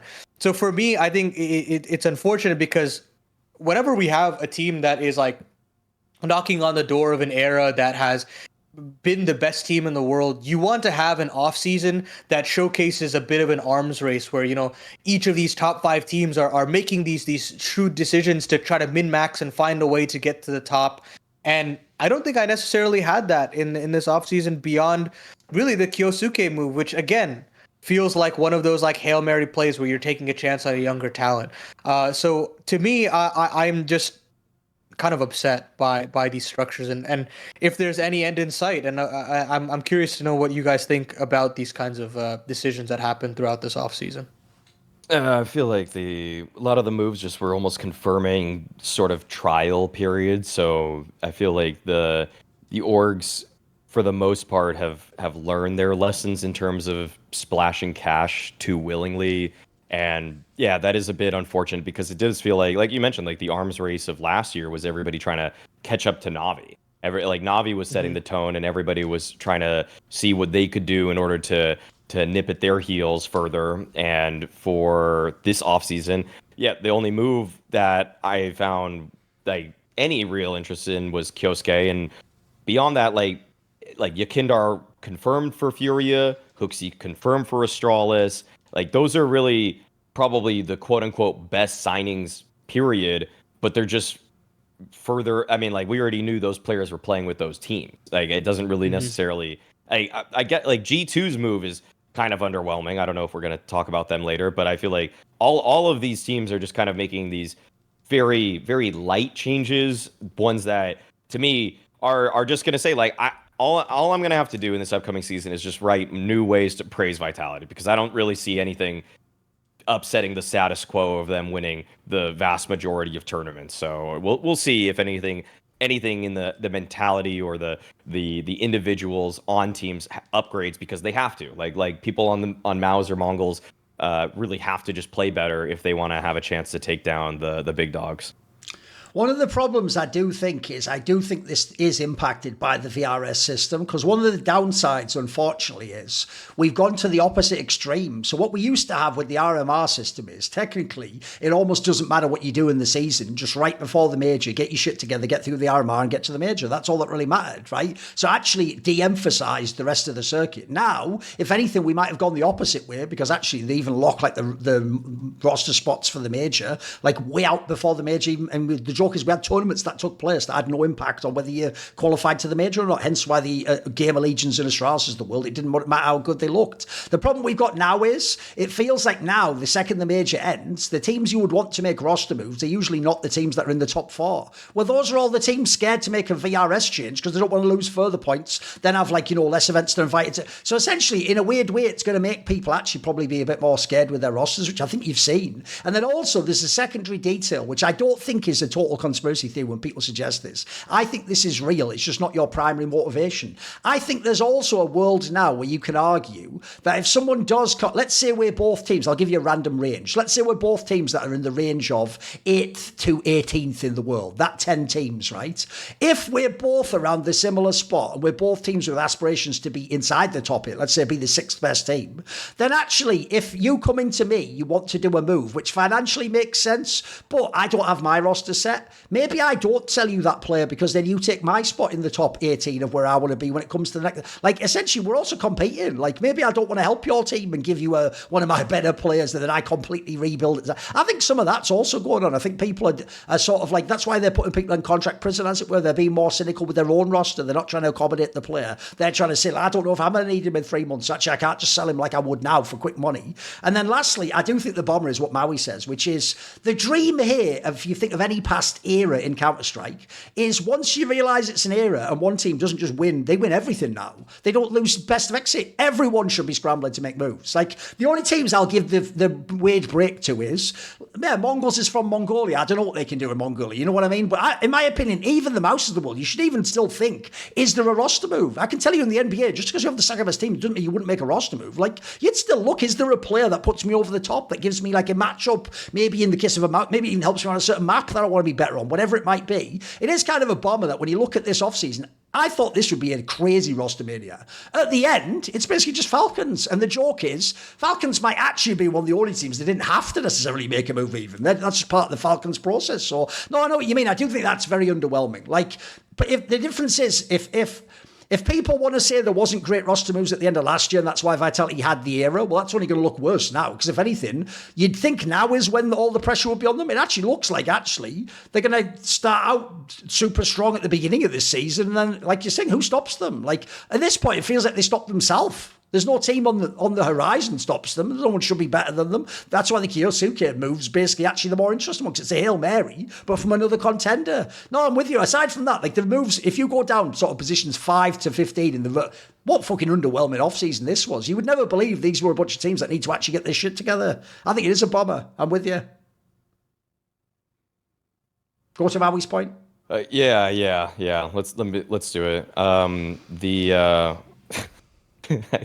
I mean, it's just funny to see the state that our game is in, and the scene as a whole. That the ugly point here is that the biggest content of the off season, no question. This is not debatable. Okay, it's not debatable. I don't say that lightly. The biggest content of the off season was a group case opening. Okay, this is where like Nade shot and that opened them all. You're on about, yeah.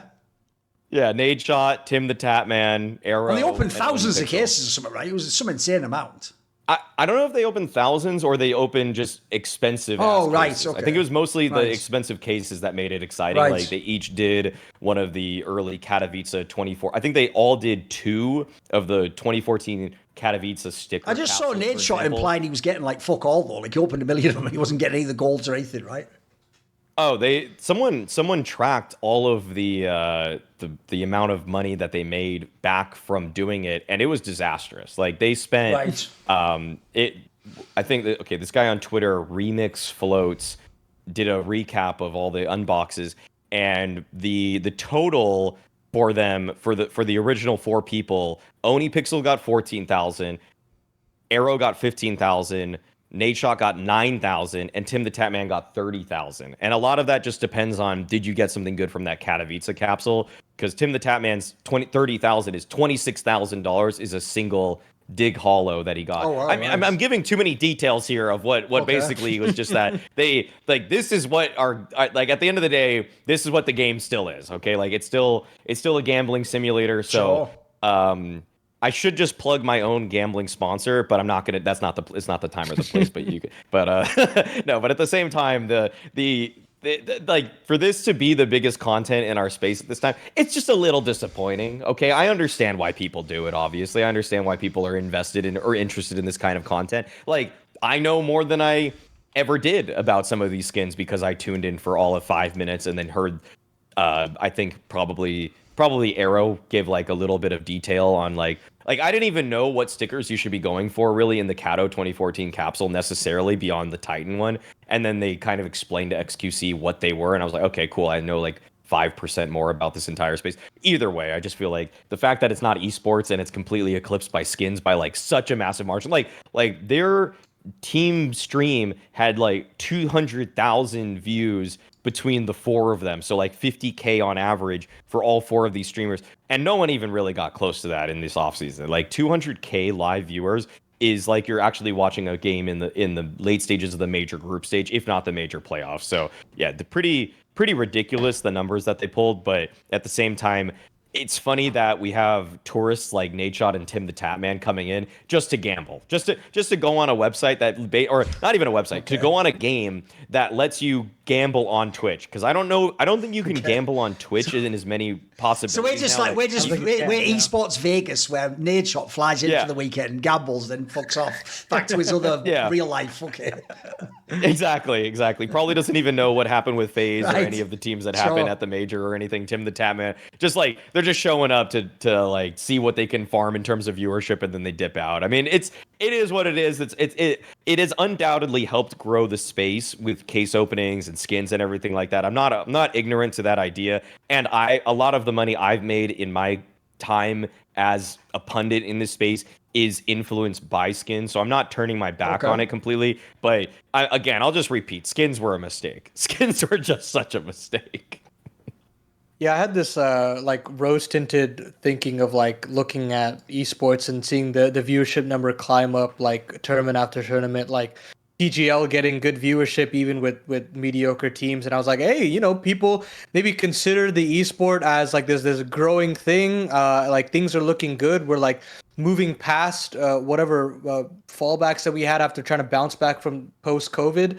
And yeah, then events like this happen, and the glasses immediately break, and you realize that it has nothing to do with that. Like none of its success is tied to the actual esport. It's all tied to the gambling aspect of it altogether. And I commend what ohnepixel is able to do in terms of like bringing a lot of new viewers in. I had a lot of friends that were big into skins and are texting me about the major as things go on, who are completely disconnected from CS. And it was really cool because I was like, oh, like, how did you get into it? And they're always like, it's always ohnepixel as the guy that they mentioned because of those co-streams.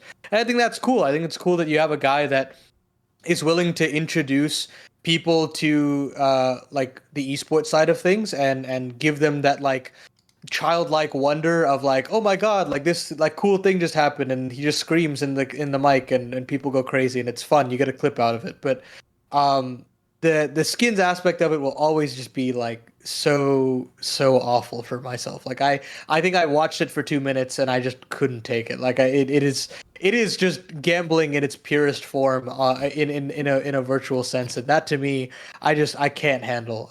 And to those folks that love it, to each their own. But yeah, I think it has never been exciting to me, and I don't think it ever will. But hey, cool. They unbox some expensive cases, I guess. The thing is, my bigger issue on the ugly side is more like Maui says, that like these people don't really give a fuck about CS. Like the joke is, Nadeshot, if people don't know, when he had his own team, 100 Thieves, which was that Renegade side of JKS and Azure, etc., famously, because he'd done so little to give a fuck about his own CS team, he even then like live streamed their last match, some like ESL match, and then got like kicked off the stream because he didn't realize you had to get core streaming rights. That's how little he knew about his own fucking team. And when they were actually, if you don't remember, like they were like a top 10 or 15 team in the world at the time. So yeah, the problem is they're only coming here because that's the big thing in CS, isn't it? And as you say, it's sort of like a clever way to do gambling without it seeming like, remember in America they have all super restrictive laws, and I'm sure Twitch has all fucking, that's what, if you don't know guys, that's the reason why all the people on Kick are the ones doing the fucking slot machine all day long, whereas Twitch is not that vibe, is it? So they've obviously got like more restrictive rules. So here's the thing, skins have never been my thing. I mean, I'm like Elite, I'm not even joking. I just play with everything default in the game. Like unless one thing I've done is, because I happen to have income through esports, I've opened every case I ever picked up, but that's more just for the sort of like, who gives a fuck, I've got the case anyway, buy the key, there you go, put it in, lol, did I get something? No. But I've never like hunted it down, never collected. But here's the thing, I won't say I don't get it though, because I do think on some level skins and cases are just like Pokemon cards or football stickers for adults. It's just like the concept of buying the booster pack. And do you get the really sick holo one of the player that you like? Or do you just get a random one that's not a big deal? Like, that is a little thrill, even when you're like a fucking kid. That is a thing. That's why everyone had... Like, if back in the day you had to individually buy the Pokemon cards, they were all priced like a Steam market, it wouldn't have been the same, would it? Half the thrill was like getting the 10 booster packs, then open, and then hope you get lucky and you get some super duper awesome one. And then if you get an awesome one, you can even fund the rest of your collection with it, can't you, by trading it? So I do get why it exists and why people want it. So, but I'm with you. If that wasn't a joke, that was the biggest content of the off season. Like, I'll throw this out there, by the way. You are aware, everyone who isn't a pro player or an analyst, you aren't on holiday, you dumb fuck. Now's when you should be fucking sewing and eating. What are you talking about? In the off-season, you should be doing all your content. That's when there's a captive audience who can't watch the games, begging to click and watch your interview, read your article. But what's bizarre is everyone's so fucking lazy in CS esports. They're like, no, it's holiday time, is it? Not for you. You aren't Nico, mate. I mean, the joke is he had his holiday 2 weeks early, didn't he? But it's not my fault, is it, bitch? Perform at the nature. So, and people like Game Legion, they're just at home. So, I don't know. It is whack. I'm with you. It's whack. I'll even point out that like there are niche. I think because people are probably devoid of just ideas, or they don't know what they could do to get their toes wet in the esports space. I'm gonna be completely honest. There is a massive gap in terms of tier 1.5, tier 2 player interviews that people like Neokai used to fill. Like, Neokai was really good when I was watching his stuff maybe 3 years ago at just covering those kinds of players. And you're not going to get the most viewership, I'll just be completely honest, but you're going to get noticed. And if you're attaching your brand name, and I'm giving this for free, like I'm giving this for free because I'm not going to do it. Okay, that's why I'm giving it for free. If I think I have any inclination to do the idea, I would do it, as I have done. But this is a gap that I'm recognizing where it's like, get the guys that are on teams from tier like the 15th best team in the world to the 30th best team in the world. Dude, half of those guys are going to give you interviews if you just ask them. They're willing to do it because they know it's going to help promote their brand. And I'm talking players that have like played at multiple majors still and everything like that, because you'd be surprised how small the brands are of people that are on like the 15th best team in the world. Like, I'm not even kidding. Like, Maka, in-game leader of 3D Max. I'm not saying he's going to give you an interview tomorrow, but like, he's got under 10,000 followers on Twitter. Like, his ego is not that crazy. I'm sure most of the people at that kind of rank they're not, like, we all know their names if we're following this esport pretty closely. And I'm telling you to do it because it's going to make my job easier. I'll watch your interviews if you do them. I'll actually source you as the person where I learn some new detail about a player. Because when I'm at the gym, I need something to listen to. And if someone does a long form interview with a player, like, dude, I've watched like a James Banks interview with NQZ for 2.5 hours. Like I'm watching these things because I need material for when I talk about these players on desks. So just get out there and do it. So yeah, there was so much time, but people, like you said, Thorin, like a lot of people just kind of like, they just sit on their hands and wait for the next game or whatever. That's quite a unique idea. James Banks doing an interview with NQZ where they discuss every second of his career he was relevant. It lasted 2.5 hours. Wow. Okay. So anyway, right. Last point of the show. Really easy one to end with here, boys. Ugly. Remember, this is ugly. Right, you can have whatever opinion you want about Na'Vi's roster moves. Should JL have been the one to be benched? Who should you bench? Who are you bringing in? Should the Mikaze guy? But here's what I think is ugly.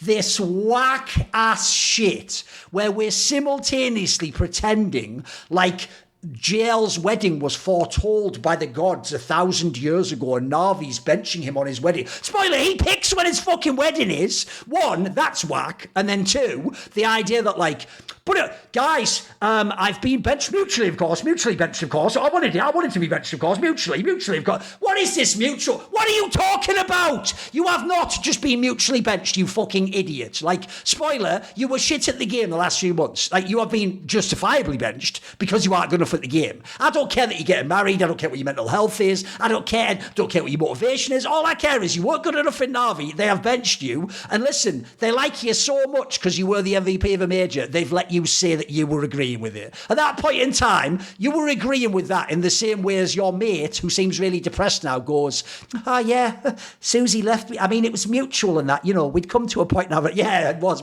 mutual in the sense that she called the shots and you just had to agree, you bitch. So anyway, by the way, congrats on your marriage. Well done on all that. Don't want you to die or anything. Keep living, keep breathing that fucking or oxygen, you bitch-made motherfucker. But in no way was it mutual. I don't believe it. And I think it's ugly that you even get to do this farce of a charade that it was mutual. Like, no, it's mutual. What's mutual? That you fucking... Was it... The only mutual thing was you refusing to shoot people in the head with AKs. There you go. What do you think, boys? You can add anything you want, boys. Just come on in. I don't really have much to add to that because I don't have anything personal against JL. Well, get someone personal against him.